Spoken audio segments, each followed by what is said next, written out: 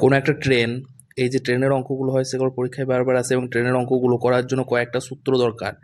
সেই সূত্রগুলোর সাহায্যে ট্রেনের যে কোনো অঙ্ক সহজে করা যায়। কোনো একটা ট্রেন আছে, একটা ট্রেন কে অতিক্রম করতে পারে? কোনো একটা গাছকে অতিক্রম করে যেতে পারে, কোনো একটা মানুষকে অতিক্রম করতে পারে, ব্রিজকে অতিক্রম করে, ট্রেন অন্য একটা ট্রেনকে অতিক্রম করে। এখানে যেমন একটা মানুষ দাঁড়িয়ে আছে, এই মানুষটাকে ট্রেন অতিক্রম করে যাবে, তখন তার যে গতিবেগ বা সময় লাগবে বা ট্রেনের দৈর্ঘ্য কত, এগুলো বের করতে হয়। এখানে মানুষের পরিবর্তে যদি গাছ হয় বা পিলার হয়, সেক্ষেত্রেও এই সূত্রটা কাজে লাগবে। এখানে ট্রেন আছে, এই ট্রেনটা একটা ব্রিজকে অতিক্রম করে, ব্রিজকে অতিক্রম করা মানে যে সে একটা লম্বা দৈর্ঘ্যকে অতিক্রম করবে। যখন একটা পিলার থাকে বা গাছ থাকে তখন তার দৈর্ঘ্য অনেকটা কম হয়, কিন্তু যখন একটা ব্রিজকে অতিক্রম করবে তার দৈর্ঘ্য অনেকটা বেশি হয়। অথবা একটা ট্রেন আর একটা ট্রেনকে যখন অতিক্রম করবে, সেটা একদিক থেকে আসতে পারে বা বিপরীত দিক থেকে আসতে পারে, তখন তার যে সময় লাগবে সেটা বের করব। এই তিনটে দিক হয়, এগুলোর সাহায্যে আমরা কটা সূত্র বের করব যাতে অঙ্কগুলো হবে। তার আগে ট্রেনের যে এককগুলো হয় গতিবেগের, সেগুলোকে চেঞ্জ করা দেখব যাতে সময়টা অনেকটা সহজ হয়। ট্রেনের গতিবেগ 1 কিলোমিটার/ঘন্টা হয় অথবা মিটার/সেকেন্ড হয়। কিমি/ঘন্টা যখন দেওয়া থাকবে, সেই কিমি/ঘন্টাকে মিটার/সেকেন্ড করতে হবে। প্রশ্নতে এমন থাকে যে ট্রেনটার দৈর্ঘ্য কত মিটার, ওই মিটার কেনার জন্য কিমি/ঘন্টাকে মিটার/সেকেন্ড করতে হবে। তাহলে তাকে 5/18 দিয়ে গুণ করলেই মিটার/সেকেন্ড হয়ে যায়। 5/18 এমন একটা সংখ্যা যেটাকে ওই কিমি/ঘন্টার সাথে গুণ করলেই সেটা মিটার/সেকেন্ড হয়। উদাহরণ দেখি, 36 কিমি/ঘন্টা, এটাকে আমার মিটার/সেকেন্ড করতে হবে। প্রশ্ন এমন দেওয়া থাকবে যে মিটারে বের করতে হবে, তখন 36 ইন্টু 5/18 করবো, তাহলে মিটার/সেকেন্ড হবে। 18 আর 36 2 দিয়ে কাটবে, 5 2 10 মিটার/সেকেন্ড। যখন মিটার/সেকেন্ড থাকবে সেটা থেকে কিমি/ঘন্টা গেলে কি করব? মিটার/সেকেন্ড দেওয়া আছে, এটাকে আমরা লিখবো কিমি/ঘন্টায়।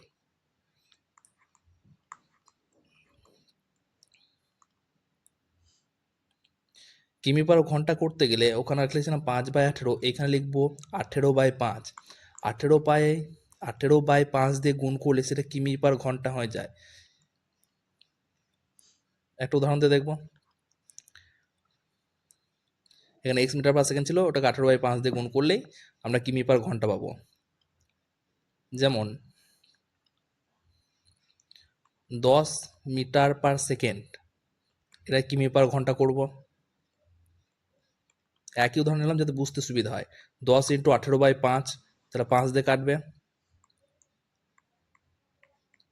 5 দিয়ে কাটলে কত হবে? 5 2 10।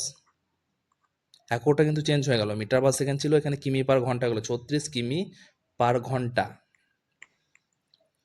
এটা ট্রেনের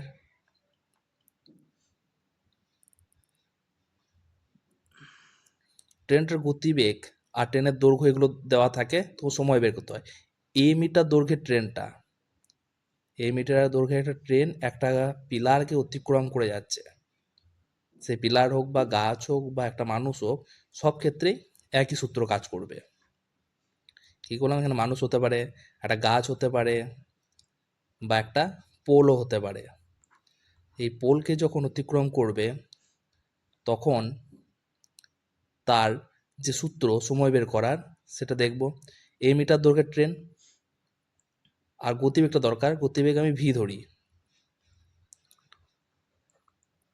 গতিবেগ ভি। তাহলে এই যে দৈর্ঘ্য আর গতিবেগ দেওয়া আছে, এইখান থেকে আমরা সময় বের করতে পারবো a/v সেকেন্ড। এককগুলোকে আগে মিটার/সেকেন্ড করতে হয়, মিটার/সেকেন্ড করার সূত্র দেখেছি, তাহলে সময় হচ্ছে a/v সেকেন্ড। এবার যেটা দরকার সেটাই আমরা বের করতে পারবো এই সূত্রের সাহায্যে। টি সমান a/v বলতে পারি, যে কোনো দুটো দেওয়া থাকবে একটা বের করতে হবে। টি সমান a/v। একটা প্রশ্নের সাহায্যে দেখি, 300 মিটার লম্বা একটি ট্রেন 36 কিমি/ঘন্টা বেগে যাচ্ছে, একটি গাছকে অতিক্রম করতে কত সময় লাগবে? 36 কিমি/ঘন্টা দেওয়া আছে গতিবেগ, এটাকে মিটার/সেকেন্ড করলে হবে 36 ইন্টু 5/18। দেখলাম মিটার/সেকেন্ড করতে গেলে 5/18 দিয়ে গুণ করতে হয়, 18 দিয়ে কাটবে, 18 2 36, তাহলে 5 2 10 মিটার/সেকেন্ড। এবার আমাদের যেটা দরকার ট্রেনটার দৈর্ঘ্য, ট্রেনটার দৈর্ঘ্য আর এই গতিবেগ দিয়ে আমরা সময় বের করতে পারি। 300 মিটার লম্বা ট্রেন মানে 300টাই হচ্ছে এ। এই যে এখানে এটা দেখিয়েছি এ মিটার, এই এ মিটার হচ্ছে 300। তাহলে সূত্র লিখব সময় সমান এ বাই ভি।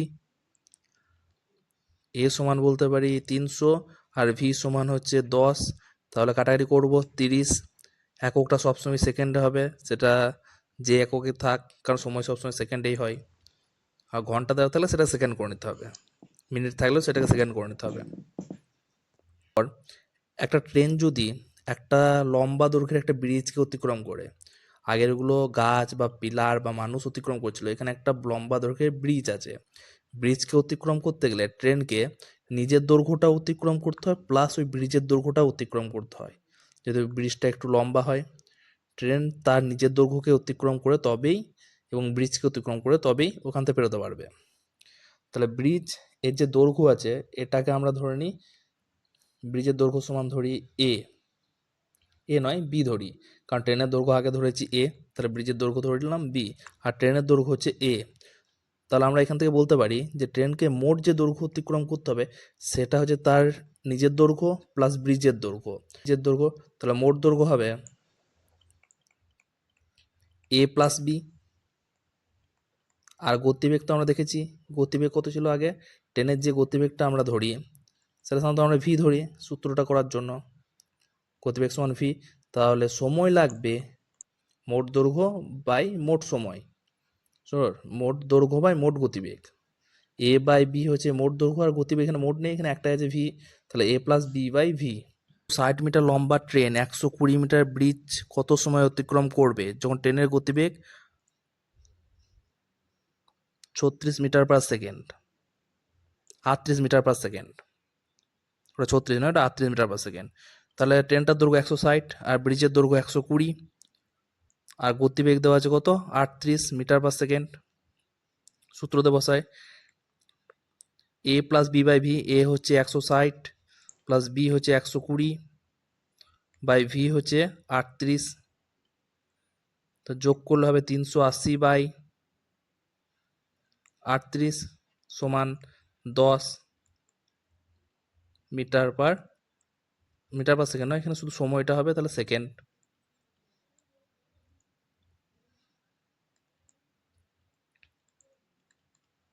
এরপর দেখব যখন ট্রেনগুলো একই দিকে বা বিপরীত দিকে আসে তখন অঙ্কগুলো করতে হলে কী করতে হয়। দুটো ট্রেন আছে একসঙ্গে একই দিকে যাচ্ছে, এই একটা রাস্তা আছে, এখানে একটা ট্রেন আছে, এখানে একটা ট্রেন আছে, এখানে ট্রেনের গতিবেগ ইউ আর এই ট্রেনের গতিবেগ ধরি ভি। তাহলে দুটো গতিবেগ যখন আছে তখন সেই দুটো গতিবেগকে একটা গতিবেগ ধরতে হবে, আর সেই একটা গতিবেগকেই বলা হয় আপেক্ষিক গতিবেগ। শুধু গতিবেগ নয়, আপেক্ষিক গতিবেগ। তখন সে আপেক্ষিক গতিবেগটা হবে ইউ মাইনাস ভি যখন ট্রেন দুটো একই দিকে যাবে, যেখানে ইউ ভি এর থেকে বেশি, ইউ এর মান হবে সবসময় ভি এর থেকে বেশি। ধরি একটা 50 আছে একটা 30 আছে, ইউ এর মান 50 আর ভি এর মান 30, মানে প্রথম ট্রেনটা 50 বেগে যাচ্ছে, দ্বিতীয়টা 30, তাহলে আপেক্ষিক গতিবেগ হবে 50 মাইনাস 30 সমান 20 মিটার/সেকেন্ড বা কিমি/ঘন্টা, যাই হোক, যখন একই দিকে যাবে। এখানে ট্রেনগুলি যদি বিপরীত দিক থেকে আসে তখন তার যে গতিবেগটা হবে সেটা হচ্ছে আপেক্ষিক গতিবেগ। সে আপেক্ষিক গতিবেগটার মান একই দিকে এলে যেমন বিয়োগ হচ্ছে, বিপরীত দিক থেকে এলে যোগ হবে, তাহলে ইউ প্লাস ভি, যেখানে নিচের ট্রেনের গতিবেগ ইউ অপর ট্রেনের গতিবেগ ভি, বিপরীত হলে ইউ প্লাস ভি, এটা হচ্ছে আপেক্ষিক গতিবেগ। তাহলে একই দিকে পেলাম U minus V, U minus V এটা হচ্ছে একই দিকে এলে, আর ইউ প্লাস ভি যখন বিপরীত দিক থেকে আসবে তখন তার গতিবেগ। প্রথম ক্ষেত্রে যখন একই দিক থেকে ট্রেন আসে প্রথমটা দৈর্ঘ্য এ আর দ্বিতীয়টা দৈর্ঘ্য বি ধরলে সময় লাগবে এ প্লাস বি মোট দৈর্ঘ্য, যেহেতু দুটো ট্রেন আছে, আর গতিবেগ ছিল ইউ মাইনাস ভি। এটা হলো যখন একই দিকে যায় তখন সময় বের করার সূত্র। আর ট্রেন দুটো যখন বিপরীত দিক থেকে আসবে তখন প্রথম ট্রেনের দৈর্ঘ্য এ ধরবো আর দ্বিতীয়টা ধরবো বি, তাহলে তখন সময় হবে, এটা এ ধরেছি এটাকে বি ধরবো, তাহলে সময় সমান A plus B by U plus V, গতিবেগটা ইউ প্লাস ভি ছিল। এবার এর একটা অঙ্ক দেখব।